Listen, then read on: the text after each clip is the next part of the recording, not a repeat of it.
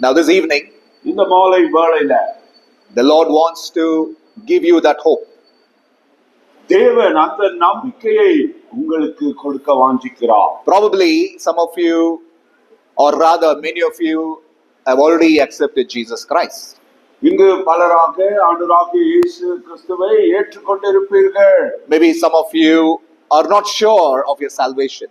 ஆனால் உங்களுடைய ரட்சிப்பை குறித்து உங்களுக்கு உறுதி இல்லாமல் இருக்கலாம். And some of you have not yet accepted the Lord Jesus Christ. இன்னுமாய் சிலரை பார்க்கும்போது கர்த்தராகிய இயேசு கிறிஸ்துவை சொந்த இரட்சகராக ஏற்றுக்கொள்ளாமல் இருக்கலாம். So this evening, இந்த மாலை வேளையில our prayer is that you will go back with an assurance that Jesus Christ is your Lord and Savior. கர்த்தராகிய இயேசு கிறிஸ்துவானவர் உங்களுடைய தேவனாய் இங்கிருந்து அந்த ஒரு திட விசுவாசத்தோடு உறுதியோடு நீங்கள் போவீர்கள் என்று விசுவாசிக்கிறோம். So this evening meeting இந்த மாலை கூட்டமானது is not a meeting to be sorrowful.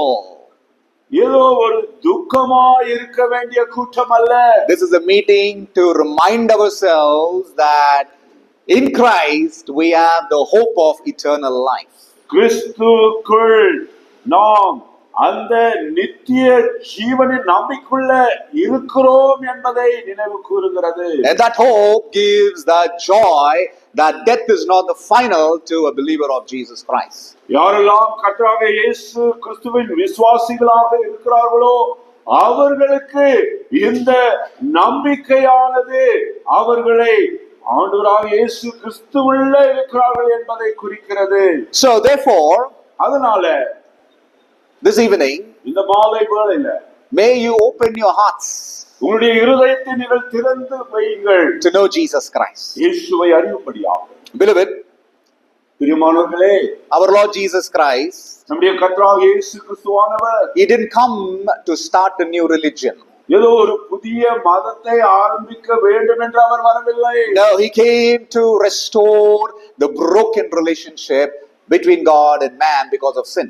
பாவத்தின் நிமித்தம் மனிதனுக்கும் தேவனுக்கும் இருந்த அந்த உறவை உடைத்ததை சரிபடுத்திக் கொள்ளும்படியாக தேவன் கர்த்தராகிய இயேசு கிறிஸ்துவானவர் இந்த உலகத்துல வந்தார். Now this is the gospel that is preached by the Lord Himself and by the apostles as we find in the Holy Bible. இந்த சுவிசேஷமானது இந்த வேதாகமத்துல கர்த்தராகிய இயேசு கிறிஸ்து மாத்திரமல்ல எல்லா அப்போஸ்தலர்களும் இதைதான் போதித்தார்கள்.